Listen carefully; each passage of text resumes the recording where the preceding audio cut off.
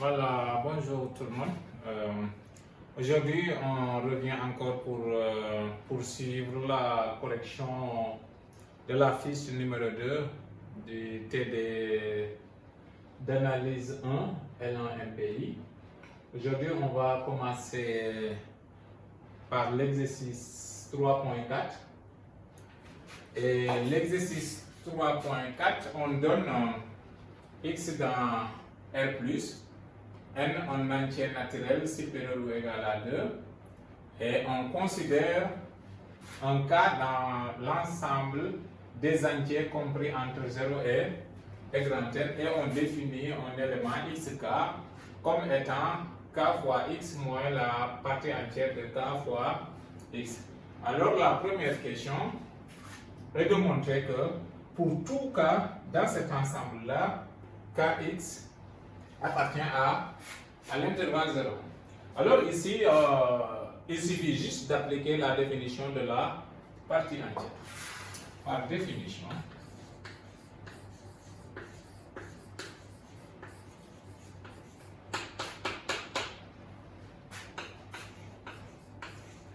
on a ici kx,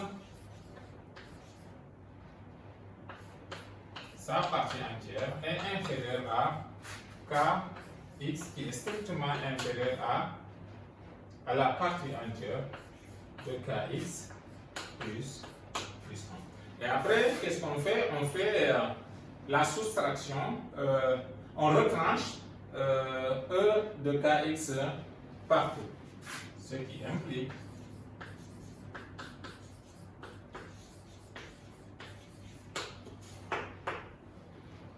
plus 0 inférieur ou égal à kx moins partie entière de kx qui est inférieur à 1. Or, ça, c'est la définition de kx. D'où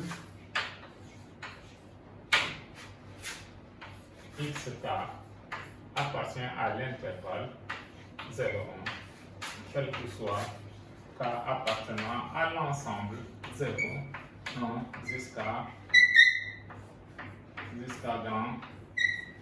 grand N. Voilà. Ça, c'était la deuxième question. La première question. La deuxième question est de montrer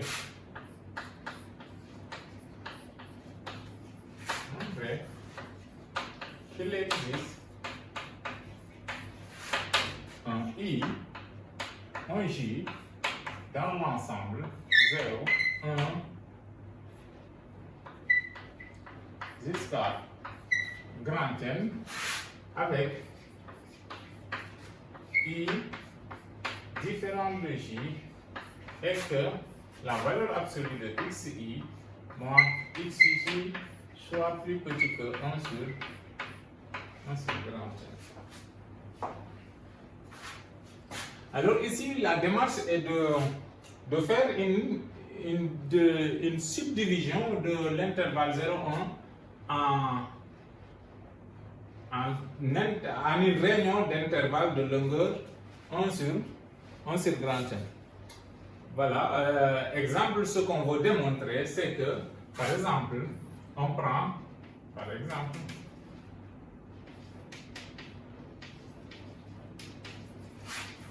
on regarde n égale à grand, égale à 2 par exemple. Alors, on peut voir 0,1, on peut le voir comme étant la réunion de 0, 1 sur 1 demi, réunion avec l'intervalle 1 demi et 1. Alors on voit que 1 demi moins 1 c'est 1 demi. Donc la longueur de l'intervalle c'est 1 demi. Et ici, 1 moins 1 demi c'est encore 1 demi. La longueur de l'intervalle c'est 1 demi. Donc on a deux intervalles de longueur 1 demi. Donc ça fait deux intervalles de longueur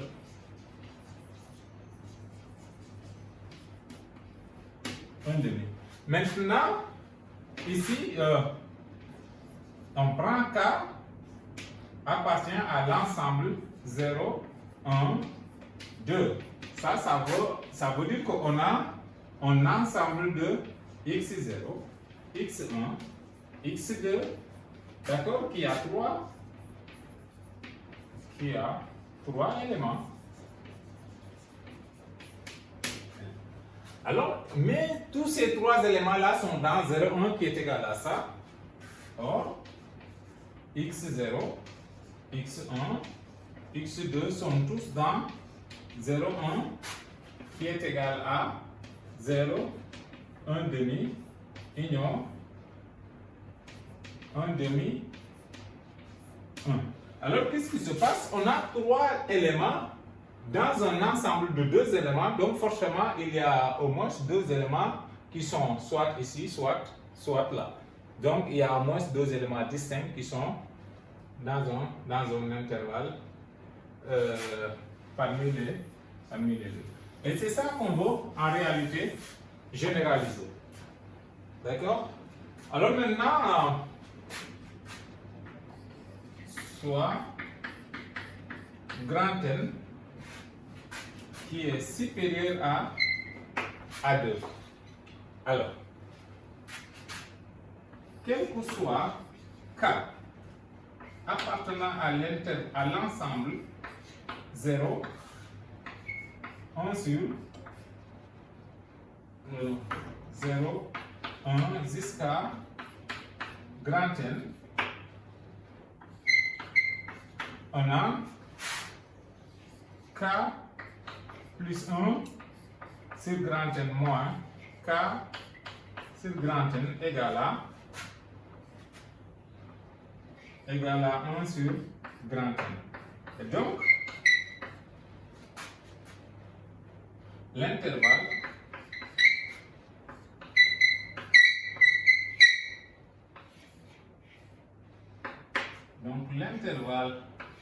K sur grand N, K plus 1 sur grand N est un intervalle de longueur 2 et de longueur 2. Cet intervalle est de longueur 2 et de longueur 1 sur n et de longueur 1 sur grand N. De plus aussi, les 1 sur K, 1 sur grand N sont inférieurs à 1. De plus,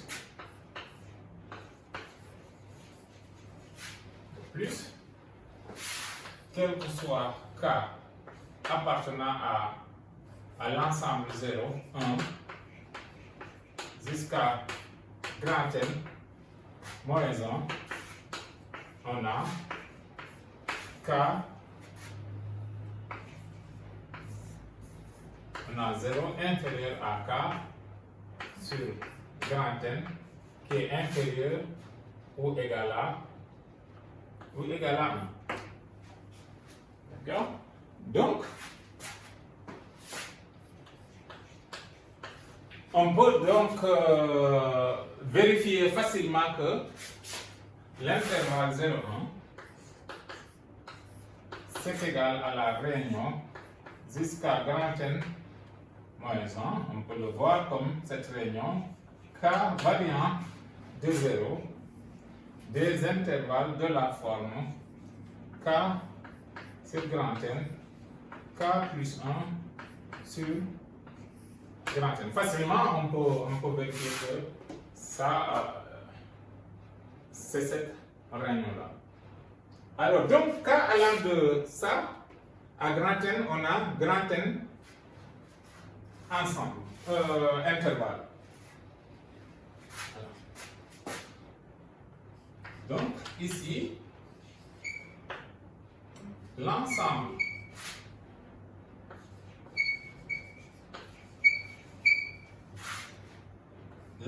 des x0, x1, ainsi de suite, xk, virgule jusqu'à X grand N contient cet ensemble-là contient, donc dernier terme moins premier terme plus 1, c'est grand N plus 1 élève. Grand N plus 1 élève. Élément. Et deuxièmement, cette réunion-là contient grand terme, c'est-à-dire dernier terme moins premier terme plus 1 intervalle. La réunion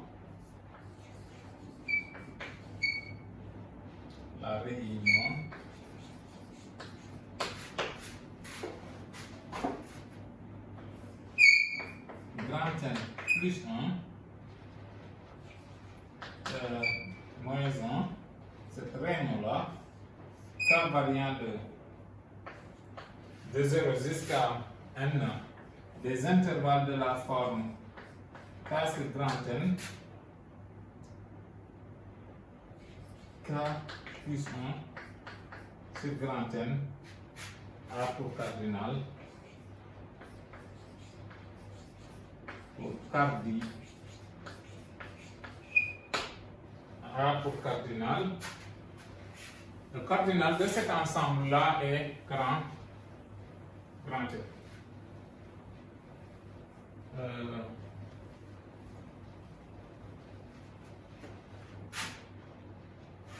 Non, mieux. Comportement.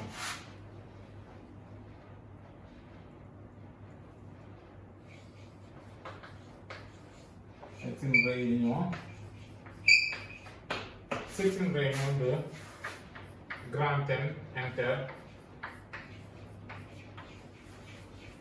de grand N intervalle. Voilà. Alors, maintenant, tous les xk sont dans 0,1, donc tous les xk sont dans cette réunion-là. Puisque, quel que soit i appartenant à l'ensemble 0, donc i joue le rôle de k aussi, hein. À grand N, xi appartient à 0,1, alors xi appartient aussi à la réunion jusqu'à grand N moins 1, k allant de 0, de k sur grand N, k plus 1 sur grand N. Or, appartenir à une réunion signifie qu'il existe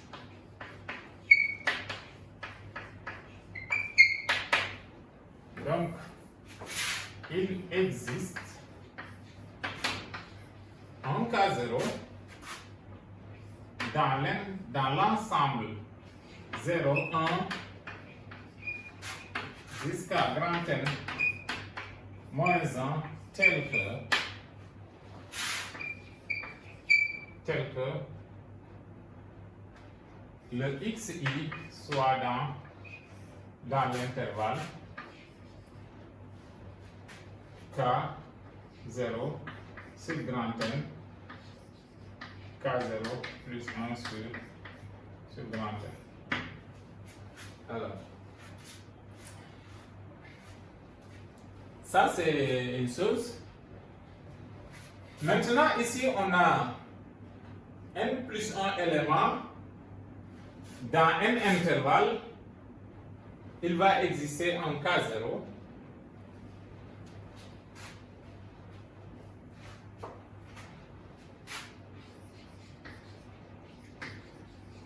Comme on a n plus 1 élément dans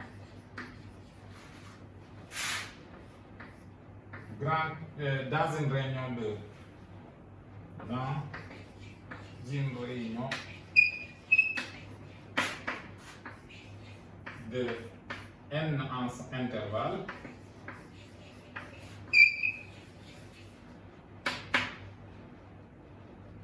virgule, il existe un K0 dans de 0, 1 jusqu'à grand N moins 1. Il existe un I, il existe aussi un J dans l'ensemble 0, 1 jusqu'à grand N tel que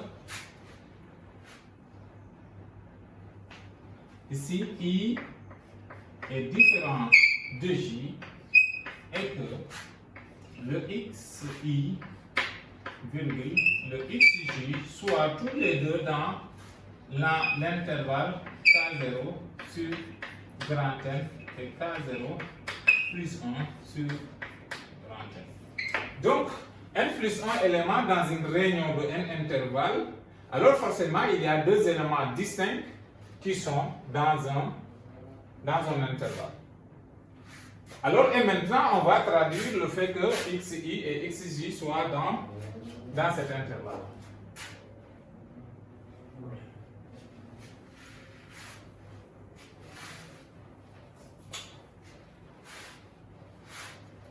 Or, XI virgule XJ dans l'intervalle K0 sur grand N, K0 plus 1 sur grand N entraîne K0 sur grand N inférieur à XI qui est inférieur à K0 plus 1 sur grand N. Et alors le XJ va vérifier ça, mais quand on multiplie par un signe moins, l'inégalité va changer. Ça veut dire que moins K0 moins 1 sur grand N sera strictement inférieur à moins XJ qui est inférieur ou égal à K0 sur grand N. Alors donc, en faisant la somme membre à membre, en passant à la somme,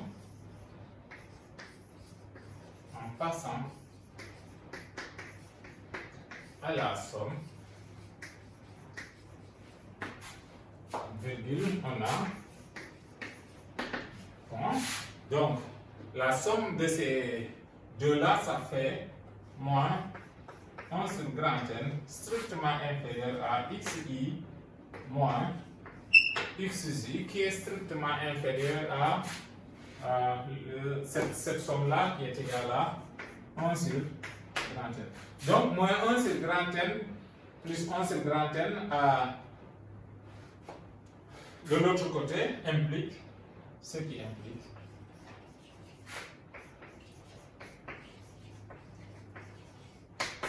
que valeur absolue de XI moins XJ inférieur à 1 sur grand N. Et c'était ça la deuxième question.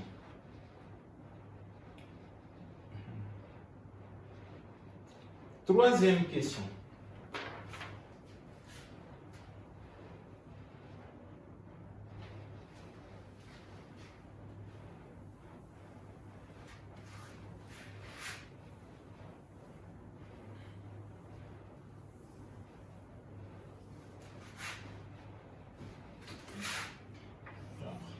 Troisième question, c'est de déduire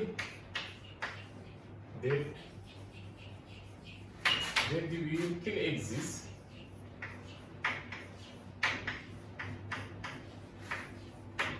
existe un P, un Q dans grand N tel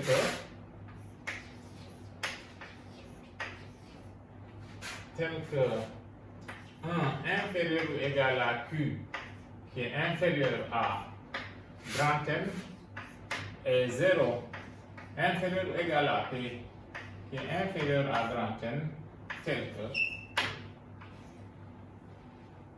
avec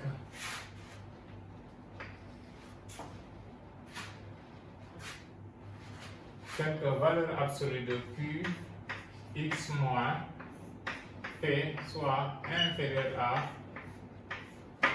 grand N. Alors donc on va partir de ça et écrire l'expression de I et de XI et de XI. Donc d'après 2, on a l'existence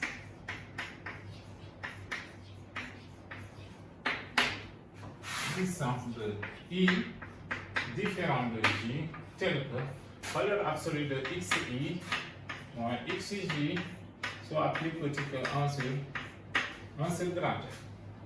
Or, par définition, XJ, ce qui entraîne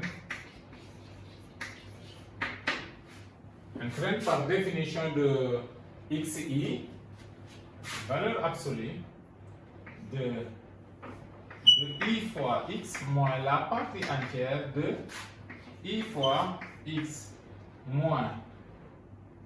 Donc, ici c'est J fois X moins la partie entière de J fois X en valeur absolue est inférieur à grand N. Et ça implique aussi en regroupant ces deux termes en factorisant, ça fait valeur absolue de I moins J, parenthèse X, moins, parenthèse, là, on développe, ça fait E, I, X, moins E, J, X en valeur absolue est inférieur à grand N. Maintenant, on va utiliser la deuxième inégalité triangulaire pour choisir P et Q parce qu'ils doivent être des entiers. Or, ça peut être négatif. Donc, ça, c'est deux entiers relatifs, mais on veut des entiers naturels.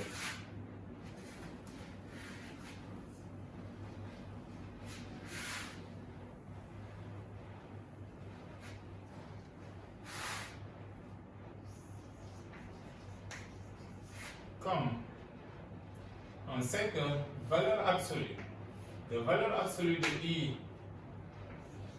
J, X est un nombre positif, donc on aurait dû le rentrer à l'intérieur où ça ne change rien. Moins valeur absolue de partie entière de I, X moins E de J X en valeur absolue est inférieur à valeur absolue de I, J, X moins E de I, X moins E de J, X, en posant, alors,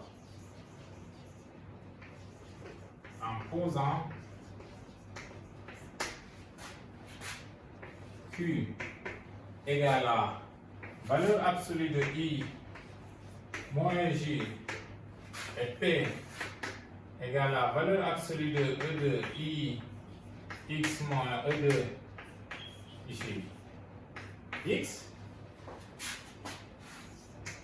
on a valeur absolue de Qx moins P inférieur à 1 sur grand N. Et P et Q sont dans grand N. De plus, alors P est dans, eh bien, le couple P-Q appartient bien à grand N plus. Et I différent de J entraîne valeur absolue de I moins J supérieur ou égal à 1, virgule, 0 aussi inférieur à I, virgule J, qui est inférieur à grand N,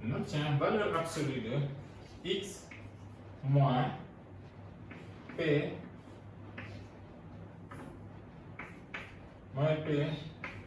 sur q, valeur absolue inférieure à 1 sur grand N fois q. Or,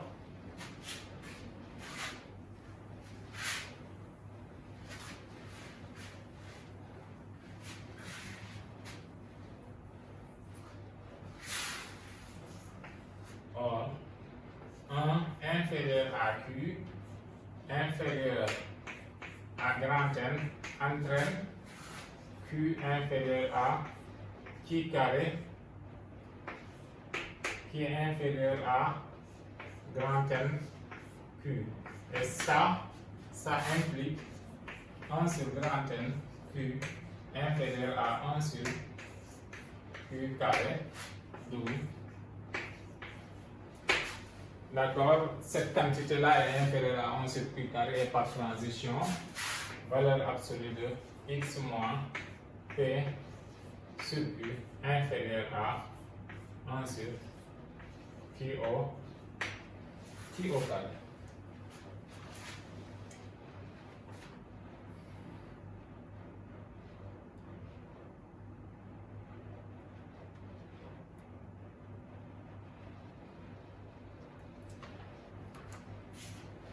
La question 5, c'est une application.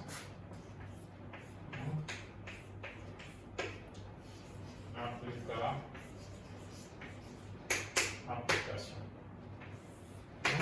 On va appliquer ça.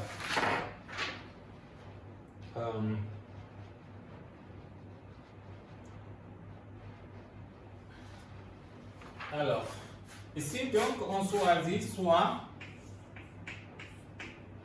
x, y dans R étoile plus tel que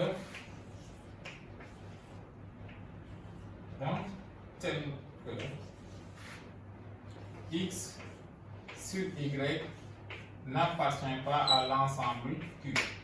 On dit qu'ils sont rationnellement indépendants.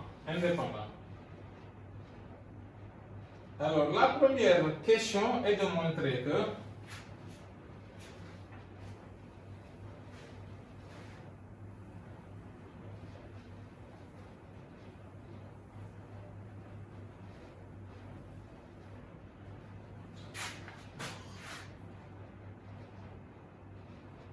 petit a, montrons que quel que soit epsilon positif, il existe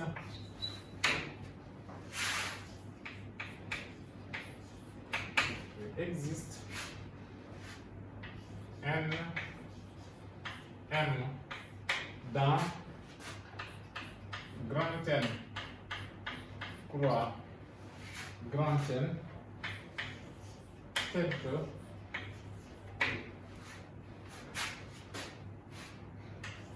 nx moins ny en valeur absolue soit inférieur à epsilon. Voilà, ici donc, pour avoir accès à ça, on va utiliser un principe, ou bien le fait que R est archimédien. Alors, ici on a fixé x et y dans R étoile. Alors, ce qu'on va dire, c'est que pour tout epsilon positif, il existe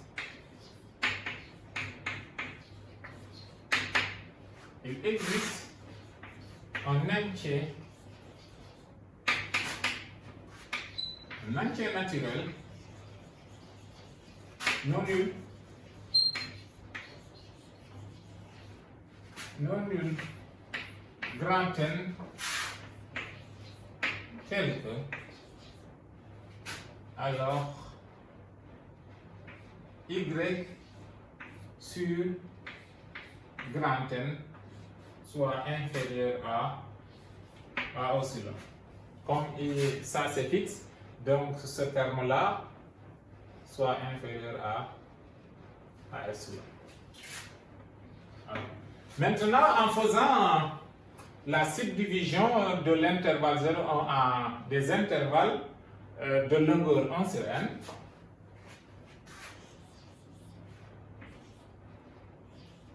en écrivant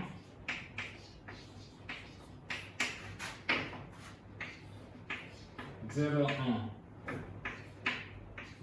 égale à la réunion, ici c'est grand N moins 1 k allant de 0 de k sur grand N k plus 1 sur grand N avec la condition y sur grand N inférieur à epsilon. Alors, donc, d'après la première question,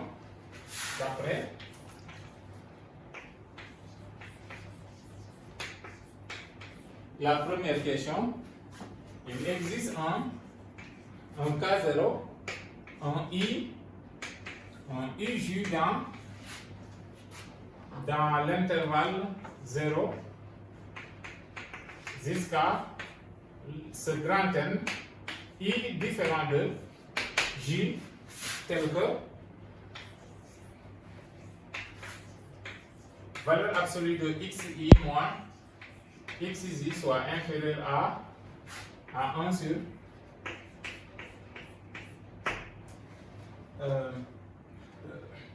non, mais c'est ça qu'il faut prendre.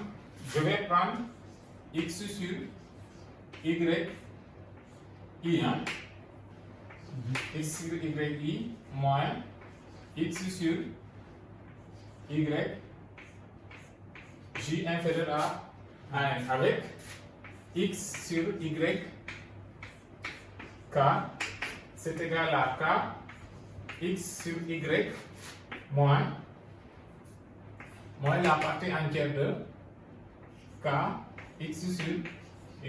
Donc on va à la place de x de la question 1, on prend x sur y. D'accord. Alors, donc on peut poser ça étant égal à alpha en posant alpha égal à x sur y qui n'appartient pas à q. Alors ça c'est vrai. Ce qui entraîne, d'après la démarche qu'on avait fait, la partie entière c'était i moins i alpha, d'accord, ou bien on pouvait même faire la valeur absolue. La valeur absolue qu'on avait pris, cette valeur absolue moins la partie entière, ou bien on peut mettre même plus. Et cette fois-ci, ça sera J alpha moins E I alpha en valeur absolue et inférieur à 1 sur grand N. Donc, on va prendre ceci comme étant petit m et ça étant grand M.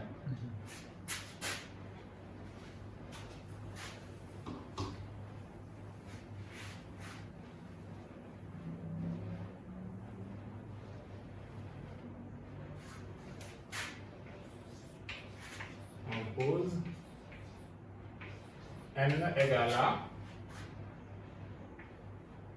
valeur absolue de i moins j et m égale à valeur absolue de E2. Bon, la valeur absolue, on peut échanger s'il y a aucun problème. De alpha moins E2 I et alpha. Donc M et N sont des entiers positifs qui vérifient ça. Et ça implique ce qui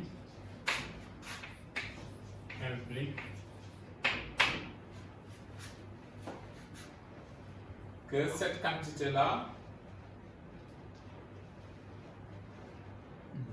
P, ce qui M alpha, ou bien c'est valeur absolue de N alpha moins M, ou bien plus M. Si on avait choisi le plus M inférieur à 1 sur grand N, et on multiplie partout par Y. Comme Y est positif, une égalité ne change pas. Et ça va impliquer que valeur absolue, mais alpha c'était x sur y, si on multiplie par x, ça va rester x. Donc n x plus m y en valeur absolue inférieure à y sur grand N. Mais on venait de dire que y sur m est inférieur à epsilon, qui est inférieur à epsilon.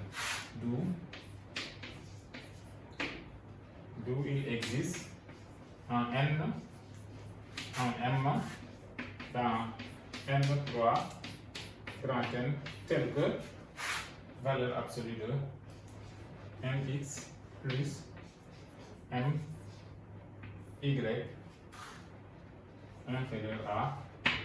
inférieur à epsilon. Voilà.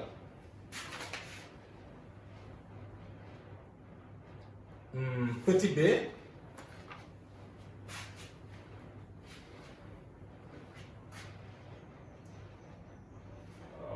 là, ici.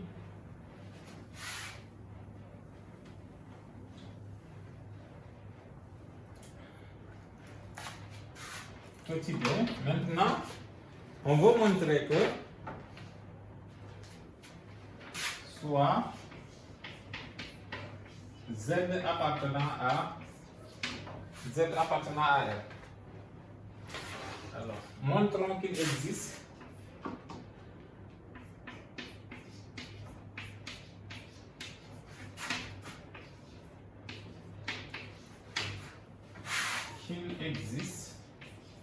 cette fois-ci c'est M N appartenant à Z croix Z tel que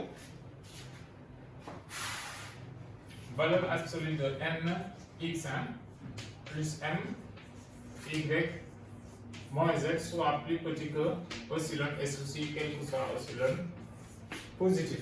Donc on raisonne de la même façon. Alors, quel que soit epsilon positif, il existe un grand N, d'accord, appartenant à grand N tel que Y sur grand N soit inférieur à epsilon. Maintenant, l'hypothèse X sur Y n'appartenant pas à Q implique cette quantité-là est non nulle. Alors, ça veut dire qu'il existe un, d'accord, ça, d'après petit a, d'accord, si on sollicite petit a, il existe un n, un m dans grand N tel que valeur absolue de nx moins plus m y inférieur à epsilon. C'est bon. D'accord? Alors, comme x sur y n'appartient pas à l'ensemble Q, on a valeur absolue, on a x nx plus m y différent de 0, quel que soit n m dans Z, ça ne s'annule jamais. D'accord. Alors maintenant, on peut poser alors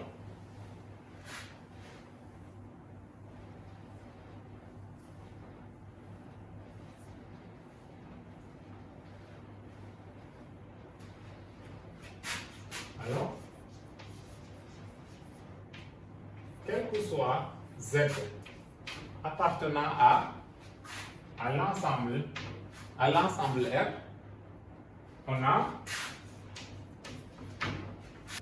la partie entière de Z sur la valeur absolue de n x plus my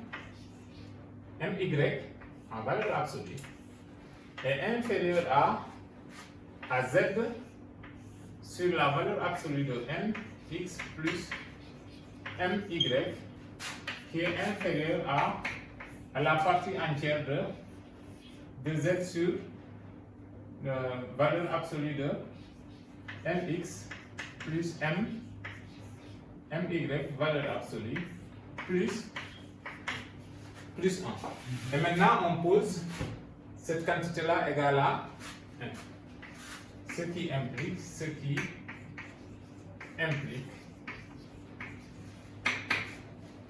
d'accord, 0 inférieur ou égal à, ici c'est nx plus my, c'est bon, z moins cette partie entière là, E2 de z sur nx plus my en valeur absolue, n'est-ce pas, qui est inférieur à 1. On pose ça étant grand N. On pose P égale à cette quantité-là. On pose P égale à partie entière de Z sur valeur absolue de nx plus my. D'accord. Alors, on a ici, comme tout est positif, cette valeur absolue là c'est inférieur à 1.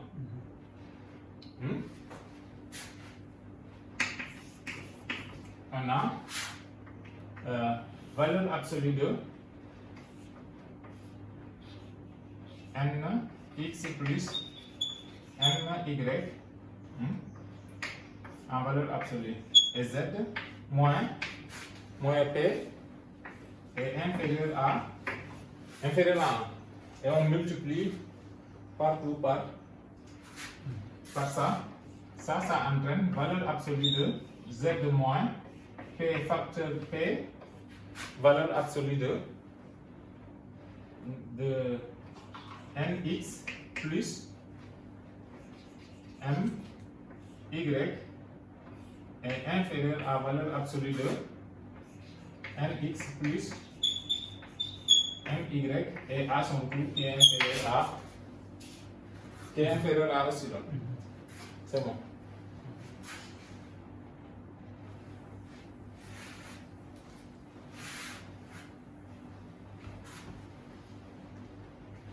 Maintenant,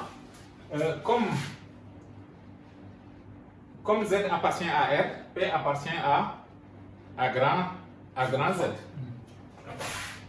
Z appartient à R, entraîne P appartient à Z, à grand Z. Donc quand on peut enlever ici, comme x et y sont deux nombres positifs, on peut enlever les parenthèses. Ce qui est à l'intérieur est positif. Hein? D'accord.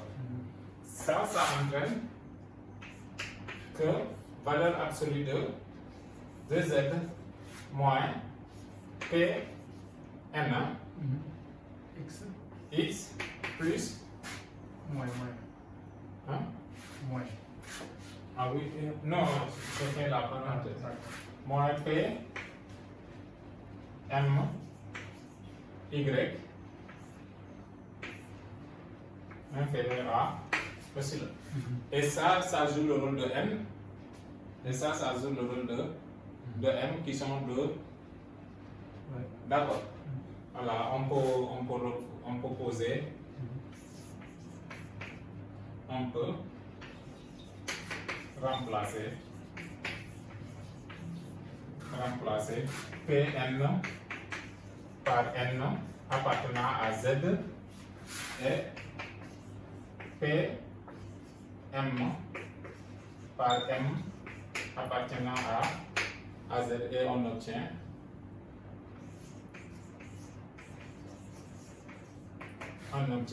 maintenant valeur absolue de z moins n x plus m y qui est aussi la même chose que la valeur absolue de nx plus my moins z qui est inférieur à epsilon.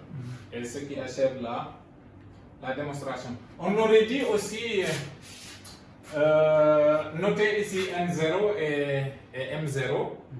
N0, M0 et après à la fin, P fois N0 égale à grand N égale à petit n et P fois N0 égale à n. Voilà. Voilà. Ici, il faut faire un peu attention ici. Là, je dis qu'on peut remplacer Pn par n dans Z et Pm par petit m dans Z. Attention, ici, on avait dit qu'il existe un couple n, m qui est dans n croix n. Mais ici, le P il est dans Z. P appartient à Z, ça veut dire que P fois M appartient à Z, il n'est pas forcément dans grand N. Donc le M qu'on avait noté ici et le N qu'on a ici, si on remplace N par Pn, c'est pas le même. C'est pas le même résultat. Alors j'ai fait ça parce que ici j'avais oublié de faire la notation. J'avais oublié de noter, de dire qu'il existe un N0 appartenant à grand N. Il existe un N0 appartenant à grand N tel que, cette fois-ci, valeur absolue de N0x plus M0 y soit inférieur à epsilon d'après la question précédente. Et dans ce cas-là, quand on multiplie par P, on allait obtenir valeur absolue de P N0 x plus P N0 y. Espace. Voilà. On allait obtenir ça. Et maintenant, ce serait plus facile de poser ça comme étant n et poser ce m-là comme étant le m qu'on cherchait. Ici, il y a moins z. On devait avoir ici z moins p0. Non, Pn0. C'est Pn0x plus Pm0